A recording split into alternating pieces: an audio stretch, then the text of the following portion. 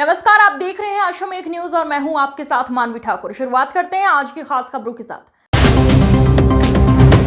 इंदौर किसान संघ ने इंदौर कलेक्टर आशीष सिंह से मुलाकात की और पश्चिमी रिंग रोड के मुआवजे को लेकर अपनी बात रखी।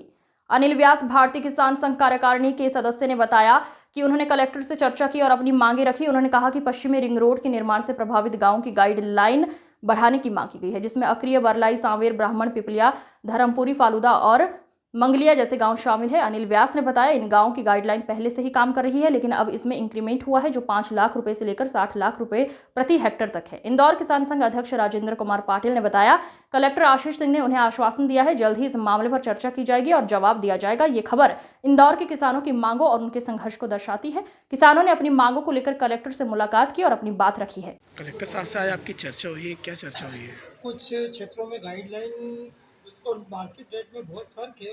उन गाँव में गाइडलाइन बहुत कम है, इसलिए हम आज जिलाधीश महोदय से आग्रह करने आए थे कि उनने जो कि सुझाव मांगे थे भारतीय किसान संघ से, आप सुझाव दीजिए। तो हम सुझाव दिए उनको कि उन क्षेत्रों की गाइडलाइन बढ़ा दी जाए ताकि वो थोड़ा डिफरेंस है कम हो जाए, इसलिए आए थे। और वो आज चर्चा कलेक्टर महोदय साहब से हुई, अच्छी चर्चा हुई। उन्होंने बोला, आश्वासन दिया कि आप सुझाव दे दें, तो हमने सुझाव दे दिए है वैसे। तो उन्होंने कहा अभी हम विचार कर लेंगे। किन जगहों के गाइडलाइन है जो बढ़ने को बोला? सांवेर तहसील के गांव बताओ कौन कौन से? 5-7 गांव है। आप ये मान लो।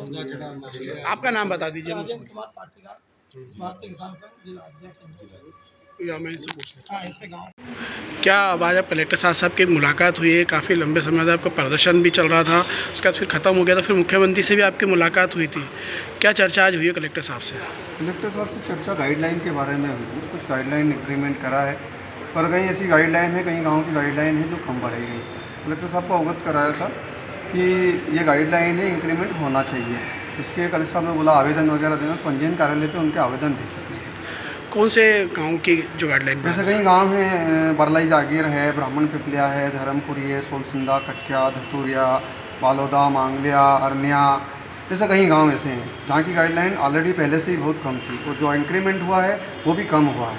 अभी जो इंक्रीमेंट और गाइडलाइन है कितने रुपए की, कुछ बता सकते हैं? कहीं ऐसा भी हुआ कि कहीं 5 लाख की गाइडलाइन है पर बीघा, जो 20 लाख रुपए हेक्टर है, तो वहाँ कहीं 50 लाख रुपए हेक्टर हुआ, कहीं 60 लाख रुपए हेक्टर हुआ है। ऐसी गाइडलाइन इंक्रीमेंट हुआ है। संतुष्ट हैं आप लोग? नहीं, अभी संतुष्ट नहीं है, इसीलिए तो आए थे हम। तो अब क्या करेंगे आगे?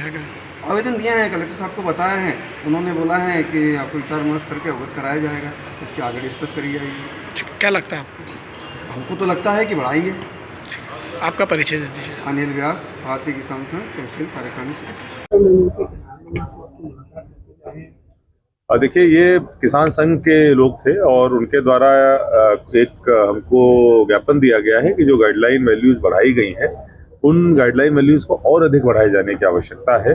लगभग सभी गांवों में जिस संबंध में उनके द्वारा ज्ञापन सौंपा गया है। सर, ये